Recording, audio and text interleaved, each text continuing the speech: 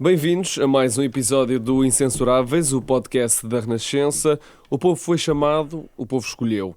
A AD voltou a vencer, mas sem maioria absoluta. O PS tombou, arrisca-se a perder o título de maior partido da oposição para o Chega. Isto se o Chega conseguir ultrapassar os socialistas com os votos da imigração que são contados ao final deste mês. O partido de André Ventura dá um salto e consegue pelo menos 58 deputados. A Iniciativa Liberal e o LIVRE crescem. O PCP e o Bloco de Esquerda aguentaram-se, mas perderam deputados. O PAN mantém-se com um deputado e o JPP, partido com origem na Madeira, elege pela primeira vez um deputado. É sobre isto e as suas consequências que vamos falar. Nós somos os incensuráveis, somos os eleitos, pelo menos neste painel, Pedro Gomes Sanches, José Pedro Mozos e Aline Oldebuving, que eu sou Tomás Anjinho Chagas, estou de volta aos estúdios da Renascença, depois de uma campanha alucinante a acompanhar a caravana do Chega. Sem mais tempo a perder, vamos ao episódio 13 do Incensuráveis. Mais à frente atribuímos as nossas moções de censura e de confiança, mas para já falamos dos resultados e consequências das eleições do último domingo. Para já Pedro Nuno Santos anunciou a sua demissão, ainda não está à vista qualquer acordo para uma maioria estável no governo. Já falamos sobre Pedro Nuno Santos e sobre o PS, mas para já Pedro Gomes Sanches, primeira análise a estes resultados, rolaram os dados e ficou mais ou menos tudo na mesma. Não acho nada que tenha ficado tudo na mesma. Bem-vindo de volta, Tomás. Obrigado, bom ter-te por cá. Depois daquela extenuante campanha de hospital em hospital. De hospital em hospital. Não acho nada que tenha ficado tudo na mesma. Essa era uma possibilidade. Acho que há aqui assim duas coisas que eu queria salientar. Primeira nota. Isso já se vinha a pressentir, sobretudo desde as eleições do ano passado, mas desta feita há claramente uma consolidação de uma mudança muito substantiva do regime, que é de uma bipolarização, com, enfim, fragmentos à esquerda e à direita que depois se mobilizavam ou não para a constituição de maiorias de governo. Desta feita temos uma tripartidarização. Quem, há um ano, inventou a tese dos três blocos, que eu tenho dito várias vezes, recuso. Eu recuso a tese dos três blocos, portanto, aquele bloco recuperando do PS com a extrema-esquerda, do centro-direita com o PPD e o CDS e a Iniciativa Liberal, e depois o bloco à direita da direita com o Chega. Não havendo a possibilidade de comunicação entre estes blocos, eu recuso essa tese. Eu defendo a tese ou dos dois blocos, em que toda a gente pode falar com toda a gente, ou a tese dos quatro blocos, em que há blocos nos extremos que não se comunicam com os moderados, mas enfim, não é esse o caso. De facto, quem inventou essa tese, e inventou essa tese com o propósito de maniatar ou de impedir qualquer possibilidade da direita governar, porque se achava sempre que a esquerda seria maioritária, acordou com azia na segunda-feira pela manhã.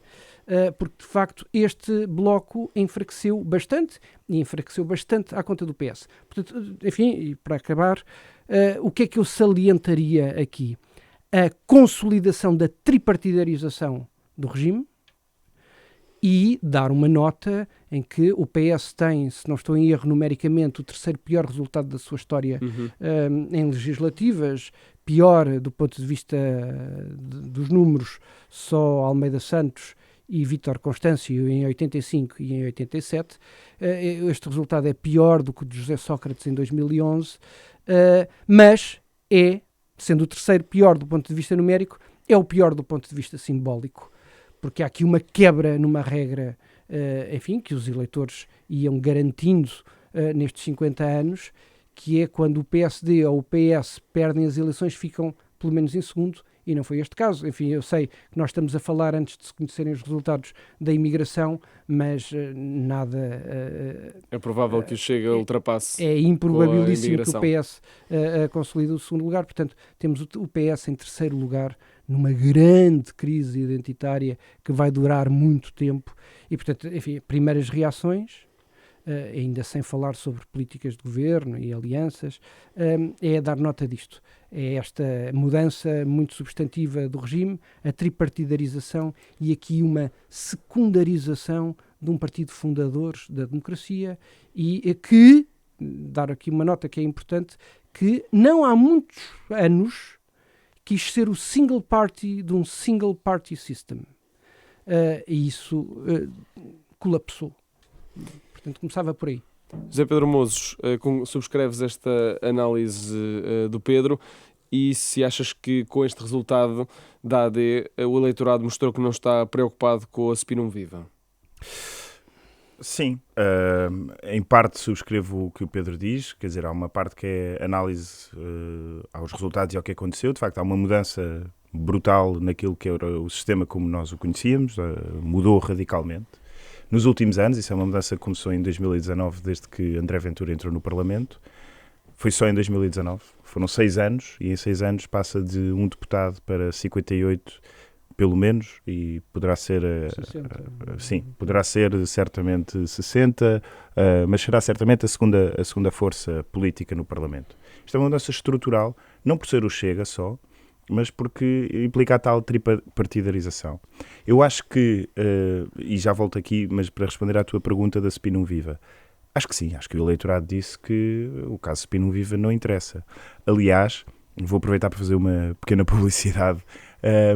Na agência de comunicação onde eu trabalho e lidero a área de Public Affairs, fizemos um estudo sobre como é que as pessoas falavam nas redes sociais nas 6 semanas anteriores ao ato eleitoral das eleições. Uma das conclusões a que chegámos, são várias, é de que quando as pessoas nas redes sociais mencionavam Luís Montenegro, maioritariamente era para falar da Spinum Viva.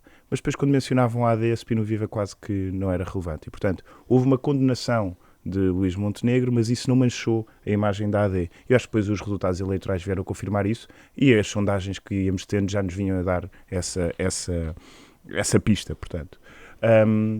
Mas voltando então à questão da tripartidarização, eu acho que a grande mudança que houve foi esta tripartidarização, mas corremos o risco de voltar a uma bipartidarização sem ter um dos partidos tradicionais de poder na equação, ou PSD ou PS. Corremos esse risco. E eu ouvi muita gente de direita, obviamente, quer dizer, a AD ganhou, tem todo o direito de festejar, como é óbvio, mas quase a festejar mais a implosão da esquerda, porque foi uma razia o que aconteceu à esquerda, do que propriamente os resultados eleitorais. E a mim preocupa-me, porque agora foi o PS, amanhã pode ser o PSD. E eu acho que isto é um alerta para o sistema como nós o conhecíamos. E eu acho que o que aconteceu com o PS, não sei se vou já a isso ou se voltamos lá depois. Acho que voltamos Pronto. ao PS. Então, fechando a parte da tripartidarização, sim, acho que há um risco grande de isto vir a contaminar o próprio PSD e, portanto, o PSD tem agora uma grande responsabilidade pela frente, a de não deixar, com as políticas de governação, enfim, e acho que vai ter pelo menos 2 anos de governo estável, não deixar que o Chega continue a capitalizar, e é uma oportunidade para preservar o sistema como o conhecíamos, perante o risco do Chega continuar a crescer e vir mesmo a ser a primeira força política. Aline, depois de domingo, estamos perante um novo cenário de ingovernabilidade. Eu penso que foi um wake-up call. As pessoas perceberam que andarem a brincar aos políticos e tu és mauzinho, não te vou dar possibilidade de governar, sai caro. Acho que um dos motivos, houve vários, mas um dos motivos que levou o PS a ter estes resultados foi porque as pessoas não estavam com vontade absolutamente nenhuma de ir outra vez a votos, ou melhor, de terem eleições. Estão cansados de instabilidade e, como já aconteceu no passado, deram o voto de maneira a, enfim, condenar o PS a não ter mantido a estabilidade no Parlamento. Eu penso que isto é um dos elementos que estão em cima da mesa. Vai ser uma travessia do deserto para o PS. Acho que nunca na vida ficou em terceiro lugar. E, portanto, foi também um choque, não só para o PS, mas para toda a esquerda e acho que para toda a gente. Quando o José Pedro diz, e com legitimidade, que desta vez foi o PS, mas pode vir a ser o PSD, na realidade já é o PSD também. Não se esqueçam que a AD não é só PSD. A AD é o PSD e o CDS. Quem é que nos garante que daqui a uns tempos... Aliás, estavam a dizer que se a esquerda estivesse toda unida, tiravam 5 deputados ao Chega. Quem é que nos garante a AD dissolvendo-se e sendo só PSD de um lado, CDS do outro? Não vai haver uma fragmentação e o Chega não chega a primeiro lugar antes do tempo. Nós não sabemos isso, ninguém nos garante. Portanto, estamos num xadrez muito diferente daquilo que nós estávamos habituados até 2019 ou talvez até 2015. Porque estas coisas não aparecem como os cogumelos depois de uma chuvada. É algo que se vai construindo e o Chega é um produto também de António Costa e da geringonça. E a quem não quer ver isso é porque não está a ver nada do que se está a passar em Portugal nos últimos 10 anos.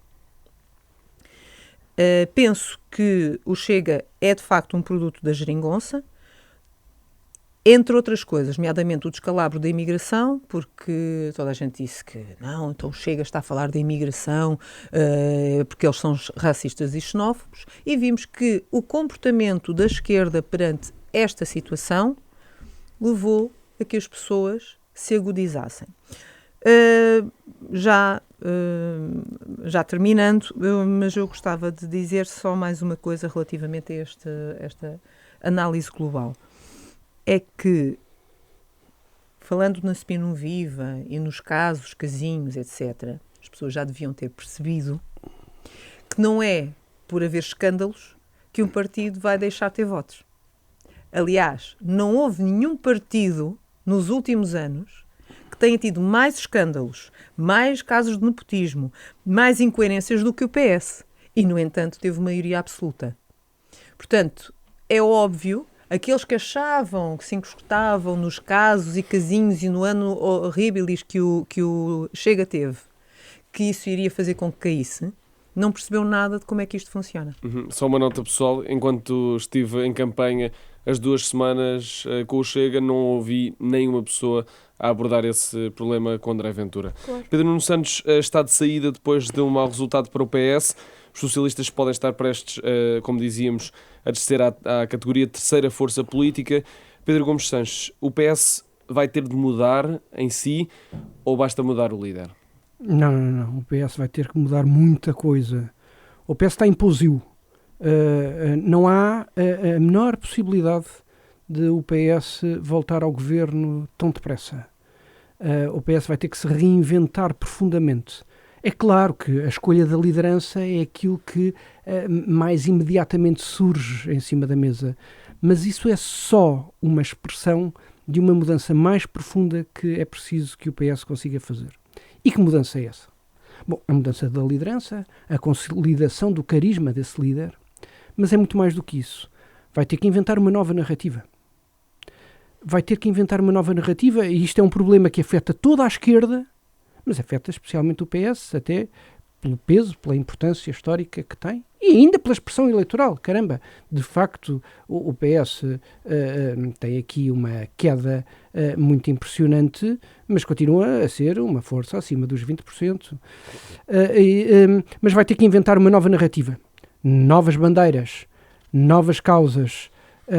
Parece-me que esta coisa do combate à extrema-direita e a defesa dos valores de Abril é um beco sem saída na sociedade que temos e com os desafios que vamos ter pela frente, designadamente económicos. Portanto, enfim, há uma narrativa toda nova que o PS terá de construir. E não é só isso. E é também um desafio sociodemográfico no que a sua base eleitoral concerne. Tem um eleitorado mais velho. Que, enfim, é um bocadinho tétrico de dizer, mas é um eleitorado tão mais velho que se extingue. Sim. É um eleitorado não só mais velho, como muito pouco novo. O eleitorado novo tem muito pouca filia com o Partido Socialista. E tem há aqui um outro dado que também não é irrelevante, que é uma baixíssima penetração junto dos portugueses mais qualificados. Portanto, envelhecido, baixamente qualificado, com pouca penetração na juventude, e isto é um caminho para o precipício. Portanto, tudo isto aliado vai obrigar a uma reflexão muito profunda. Pedro Nuno Santos queria fazer isso, contando com um ciclo diferente, queria fazer um Estado gerais. O PS vai ter de fazer isso, seja com que liderança for. Portanto, sim, os desafios são grandes. Eu queria ainda assim dar aqui assim 2 notas. Uma muito breve. Enfim, eu fui eleitor do CDS a minha vida toda, até há poucos anos. Mas eu acho que a Aline, eu acho simpático, mas eu acho que a Aline sobrevaloriza o papel do CDS. Primeiro, não acho nada que a AD se dissolva. Eu não estou a dizer que vai se dissolver. Eu sei, mas levantaste esta possibilidade e depois, ainda que isso acontecesse, não me parece que o peso eleitoral do CDS seja suficientemente forte para fazer diferença. Pese embora, e nisso eu acompanho-te, cada voto conta e, portanto, eu percebo... Método D'Hondt. Sim, eu percebo. Às vezes, 500 votos. Aliás, evitam... o teu partido impediu a eleição de um deputado da AD no Porto. Com uns míseros 500 votos. Fizeram, foi outra montanha que pariu um rato, do PPM, do PPM que conseguiu evitar a eleição de um novo deputado da AD no distrito do Porto. A AD, neste cenário... tem um bom resultado. A fasquia dos 2 milhões de votos é uma fasquia muito importante. Sempre foi. E conseguir esta fasquia num sistema tão fragmentado e com uma força tão avassaladora, crescentemente avassaladora, como chega à sua direita, é impressionante. Lembrar que as maiorias absolutas se constituíam normalmente acima dos 2 milhões de votos. E, de repente, a AD consegue chegar aos 2 milhões de votos e à sua direita tem 1.500.000 votos. 1.300.000 do Chega, mais, enfim, 1.600.000 votos da Iniciativa Liberal. Portanto, 1.600.000 votos à sua direita. Ou seja, à direita do PS há, pela primeira vez na história, 3.600.000 votos. Isso é notável. Só aqui uma nota também relativamente àquilo que o Zé Pedro estava a dizer, que eu acho que é interessante e não tenho respostas para isso. Mas vai ser interessante perceber se... Eu tenho dito, e já o disse aqui, que as diferenças entre o PS e o PSD não são muito substantivas. E isso é uma coisa que me frustra como conservador e eleitora de direita. Eu queria que fossem mais substantivas, que fossem mais de natureza e que fossem menos de número. E o que eu acho é que o PSD e o PS, e várias lideranças do PSD confirmam isso, entram naquilo a que eu chamo um grande consenso social-democrata. Ora, estas parecenças podem levar a uma tentação de aproximação.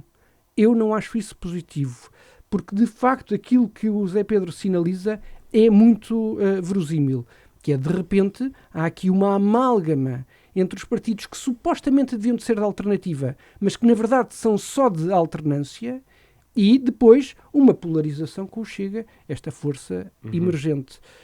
Portanto, esta nota não é irrelevante e os dirigentes partidários vão ter de pensar. E último apontamento. A AD tem de governar.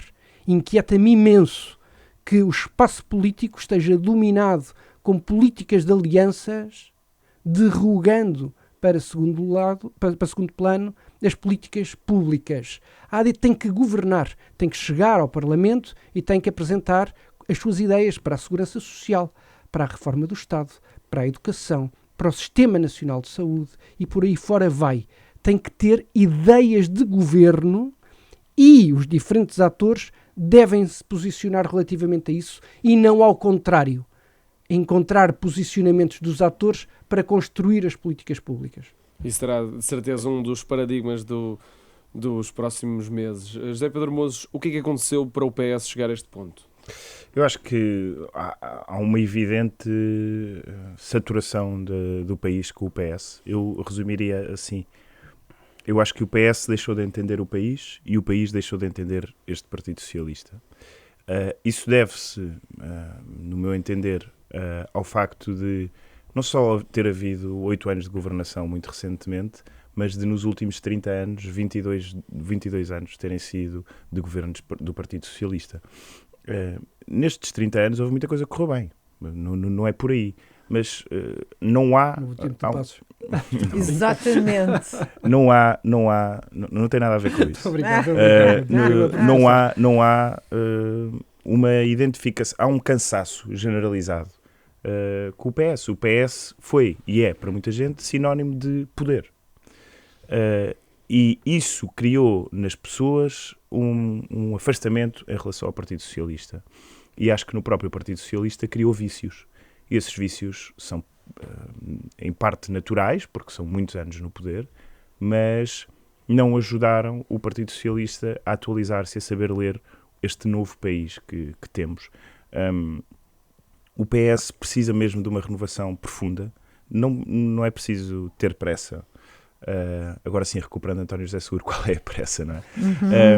Mas é mesmo verdade. O Partido Socialista precisa de fazer uma reflexão profunda para perceber onde é que se deu este desligamento, em que momentos e em que causas e em que territórios é que se desligou do país. É evidente que o país não está satisfeito com o Partido Socialista. Há 1 ano e 7 meses o Partido Socialista tinha 119 deputados na Assembleia da República. Hoje, a partir da próxima legislatura, terá 58. Isto é uma erosão brutal. Em menos de metade. Foi mais de 1 milhão de votos que se perdeu no espaço de um ano e 7 meses.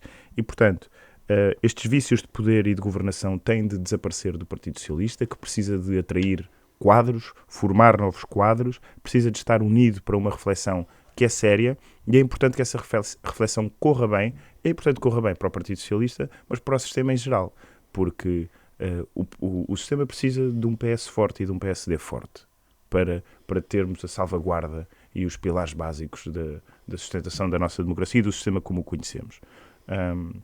Relativamente a Pedro Nuno Santos, eu acho que, em parte, ele sabia que tinha de fazer este caminho.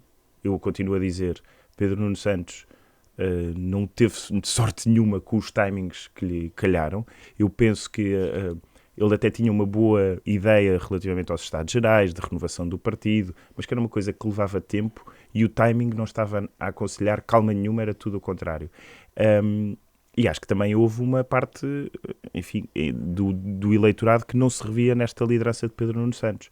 E acho que isso se deve a 2 coisas. Ele não teve tempo para se descolar daquela imagem de ministro rebelde, não é de incompetência, é de ministro rebelde, e ele tentou, quer dizer, vamos ser honestos, ele tentou dar estabilidade a este último governo, com a eleição do Presidente da Assembleia da República, não rejeitou o programa de governo, aprovou o Orçamento do Estado, votou contra 2 moções de censura, isto tudo no espaço de 11 meses.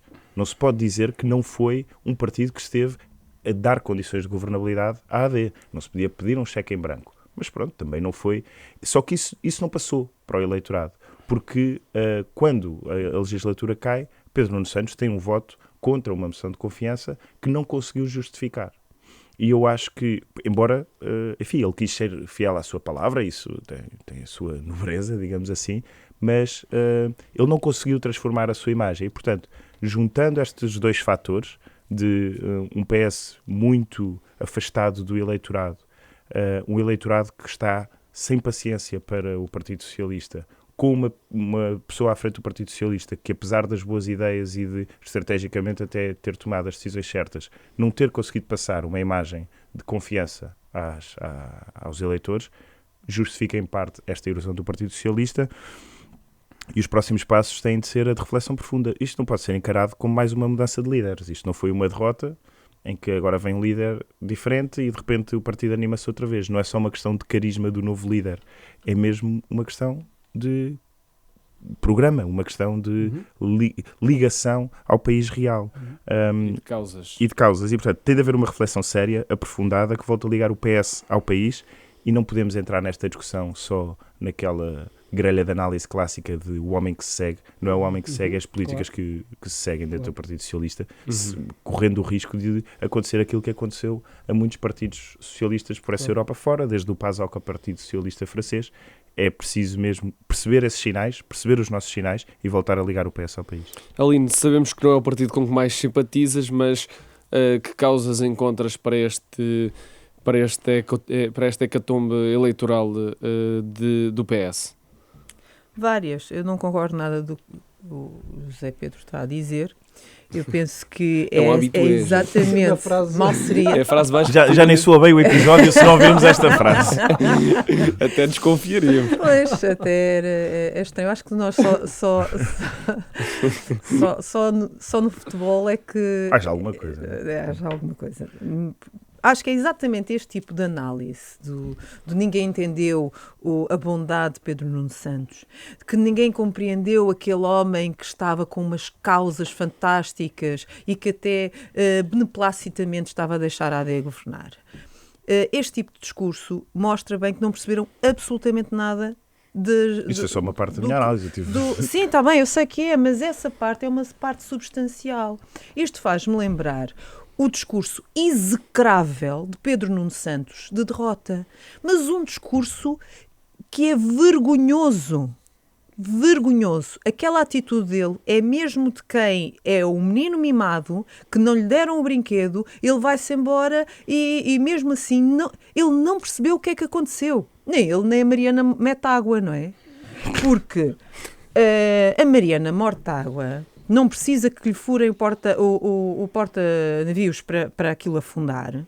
Não percebeu absolutamente nada do que se passou e continua com o discurso que a culpa é da direita e da comunicação social que levou a extrema-direita e aquilo é que é o grande culpado. Não percebeu absolutamente nada. Que os TikToks e estarem com extremismos não levam a lado nenhum. Porquê? Isto tem a ver com uma coisa, eu acho que esta frase nos deveria deixar a refletir muito bem. A frase de uma pessoa, de uma localidade onde o Chega ganhou, uma localidade que era do PS, e o Chega ganha, que diz o seguinte: antes do 25 de Abril não podíamos falar, agora falamos e ninguém nos ouve. É exatamente isso. Houve um divórcio já há anos entre a esquerda, que começa a cavalgar pelos wokeismos e começa a cavalgar pelas questões de género e questões que não preocupam os portugueses no seu cotidiano. E depois tivemos o caso paradigmático dos transportes, que achavam, como aliás eu tinha feito referência aqui nas vésperas das eleições, da CP, que parou completamente, vergonhosamente, parou. E as pessoas que tinham facilidade podiam ir para os seus trabalhos e aqueles que não tinham outro remédio senão os transportes públicos não conseguiram, prejudicaram a vida das pessoas, mas sem pensar, julgando que isso ia retirar votos à AD. O que é que aconteceu? Deu mais votos ao Chega. Portanto, há aqui vários campos de análise, há várias camadas, e que deviam parar para refletir verdadeiramente o que é que as pessoas querem e o que é que as pessoas precisam. Não é andarem nos transportes públicos só em campanha, porque no resto do tempo ou estão com o carrinho ou têm motorista, para perceberem o que é que as pessoas sofrem, o que é que as pessoas passam. Viver o país e perceber, é isso que os políticos devem fazer, ir ao encontro das pessoas e não de encontro às pessoas. Mas queria, antes de acabar, queria dizer aqui mais 2 ou 3 coisas. Primeira, PCP. PCP, Partido Comunista Português, que é igual a si próprio, uma caricatura de si próprio, que obviamente quem ouve o discurso pensa que ele ganhou as eleições. Mas para além disso, é a personificação da frase "Ai governo, eu sou contra". Ainda não temos governo, ainda não temos programa e já tem uma moção contra o governo de rejeição. Isso é uma boa notícia, é sinal que nem Isto tudo é mudou no mundo. maravilhoso, é lindo. Um bom conservador como eu é bom ter Afinal, estas âncoras. Afinal, há coisas que nunca mudam, dá uma certa estabilidade aqui ao pensamento. E depois, claro, um senhor que não tem noção, mas quem é este senhor na fila do pão? Quando o PS é o dono da padaria, que é o Rui Tavares, essa pequena sanguessuga que andou atrás do PS para ter um lugarzinho e agora está convencido que é o líder de esquerda. Com um pouco mais de meia dúzia de deputados, ele acha que é o grande líder de uma esquerda progressista. Homem, olha-te ao espelho. Limita-te à tua insignificância. Mas vamos ver, o campo da esquerda Não é? pode estar muito reduzido, mas 6 deputados em 10 é de facto uma liderança. Não é? Pois, é de um clube de futebol, de salão. E finalmente,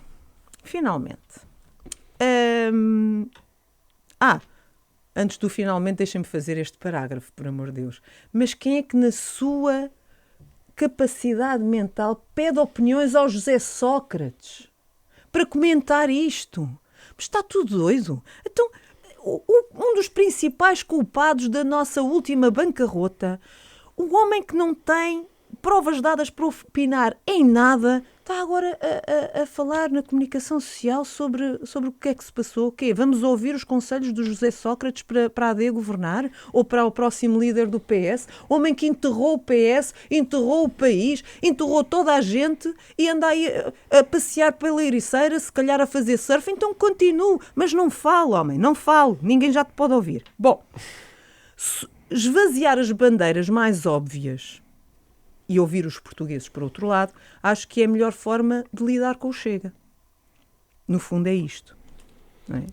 E não é estes pseudo-democratas chamarem os portugueses, chamarem nomes aos portugueses porque votaram no Chega. Se calhar têm que perceber porquê que isso aconteceu. Não é a dizerem que são todos burros, porque os mesmos que votaram no Chega agora, ou muitos deles, votaram no PS antes. Portanto, se calhar deviam acordar para o país real. E teremos muitas oportunidades também para falar sobre o porquê do crescimento do Chega. Chegamos ao fim do corpo do nosso episódio desta semana, mas claro, não seríamos nós mesmos sem atribuir as habituais moções de censura para quem mancha a semana e moções de confiança para quem se destaca. Pedro Gomes Sanches, moção de censura vai para... A minha moção de censura vai para o Partido Socialista e para o António Costa. Não tanto pelo resultado que teve o PS agora, mas porque o PS quebrou 3 consensos dos moderados fundamentais na história da democracia portuguesa. Quebrou o consenso de que governa quem vence, em 2015. Quebrou o consenso de que os extremistas ficam de fora, em 2015. E polarizou o discurso com a extrema-direita, ou enfim, com um partido populista, com o propósito de destruir o espaço vital do Partido Social Democrata desde 2019 em diante. O Partido Socialista incubou o populismo de direita em Portugal com José Sócrates, alimentou o populismo em Portugal com António Costa e pôs-se no prato com Pedro Nuno Santos. Foi comido. A tua moção de confiança. A minha moção de confiança é uma alegria. É para o Sporting Clube de Portugal, também por ser bicampeão, mas não só. Queria, nesta moção de confiança, endereçar isto à figura do presidente, Frederico Varandas, e também a algumas peças muito importantes da direção, Francisco Salgado Zanha, André Bernardo. O Sporting, com esta direção, estava em falência moral, em falência desportiva e em falência financeira. E nestes 5 anos, o volume de negócios é o maior de sempre. É uma evolução positiva das receitas operacionais. O resultado líquido positivo, é positivo e é o terceiro resultado líquido positivo consecutivo. Tem capitais próprios positivos e 3 campeonatos em 5 anos. Com uma equipa de jovens. Há no Sporting muita sustentabilidade desportiva, há no Sporting muita sustentabilidade financeira, há no Sporting muita glória e muito futuro. Para o ano estamos cá outra vez, porque só quero o tricampeonato. Só para dar conta a quem não nos está a ver que o Pedro Gomes Sanches tem um cachecol do Sporting vestido. José Pedro Mons, a tua moção de censura. A minha moção de censura vai para o Estado de Israel e para a escalada militar em Gaza. E a palavra é mesmo censura, é uma censura clara e firme, sem ambiguidades. E eu acho que o que Israel está a fazer na faixa de Gaza já extrapolou, se é que alguma vez foi em si mesma, a legítima defesa. Quando se bombardeiam escolas, quando se retiram combustíveis a hospitais, se corta água, quando se matam milhares de civis, incluindo crianças, acho que já se passou todos os limites. Aquilo é uma chacina o que está a acontecer na faixa de Gaza. E, portanto, quando, depois de tudo o que já se viu naquela região do globo, temos o Estado de Israel a querer continuar a escalada militar, acho que já se ultrapassou tudo. É só um discurso de violência para cima. Enfim, quando a política se rende à barbárie, o mundo tem o dever de dizer basta. E eu, daqui do meu pequeno ponto de discuta, é o que tento fazer. E a tua moção de confiança? A minha moção de confiança vai também para o Sporting. Eu sei que é uma repetição, mas nós também repetimos o campeonato e, portanto, é uma bimoção de confiança. Não, porque sou sportinguista desde nascença e passei muito, não é? Quando foram 19 anos em 30 que tenho sem ganhar um campeonato e, de repente, nos últimos 5 são 3. Foi histórico, não só porque há 71 anos que o Sporting não ganhava o bicampeonato e agora ganhou, mas também pela maneira como a época decorreu. O Sporting teve 3 treinadores, teve provavelmente no início da época a sua melhor fase dos últimos anos, em que nós nos sentíamos até quase a melhor equipa da Europa, para de repente fomos do céu ao inferno em 3 semanas, e de repente recuperámos, e quando já ninguém acreditava, cá estamos outra vez. E o futebol tem uma coisa muito, muito bonita, à parte os clubes, que é, muitas vezes as pessoas, é a única oportunidade de dizer durante um ano inteiro: eu ganhei, e estamos todos, ricos, pobres, mulheres, homens, negros, brancos, a festejar por uma mesma causa. E eu acho que essa é a beleza do futebol, e ver o Marquês do Pombal cheio, as ruas de Lisboa cheias, enche-me de alegria, não só porque é o meu clube, mas também porque é mesmo uma oportunidade de algumas pessoas poderem dizer pela primeira vez: eu ganhei e estou a festejar. E eu acho que isso é uma boa mensagem do futebol. Aline. Vê-lo cheio e verde. E verde. Sempre verde. Aline, a tua moção de censura? Bom, toda a gente sabe que eu não sou propriamente uma pessoa que admira o Partido Socialista. Nós já tínhamos reparado. Não sei se alguém alguma vez... Não sei com base em que sinais, não é? Não sei. Porém, não se deve bater no ceguinho quando ele está em baixo. E, portanto, a minha moção de censura vai para os ratos que abandonam o barco. Alguns comentadores, alguma comunicação social, até alguns políticos que andaram a elevar e a colocar acima de tudo Pedro Nuno Santos, a tentar fazer uma lista dos seus grandes valores e como ele era o Messias da política portuguesa, para, assim que viram os resultados miseráveis, baterem no Pedro Nuno Santos e dizerem que o PS realmente está péssimo, nunca se viu tão mal. Quer dizer, uma semana era o melhor partido do mundo e 3 dias depois... Não, atenção, que isto é só defeitos e que esta gente não tem quadros e que nunca trabalharam na vida. E eu acho isto miserável. Eu acho isto de pessoas que não têm coluna vertebral e não há nada pior do que invertebrados. E, portanto, é por isso que eu escolhi, apesar de poder ter vários outros, mas a minha moção de censura vai para os ratos que abandonam o navio. E a tua moção de confiança? Poderia ser uma tri-moção, mas eu vou deixar isso para o próximo ano. Muito bem.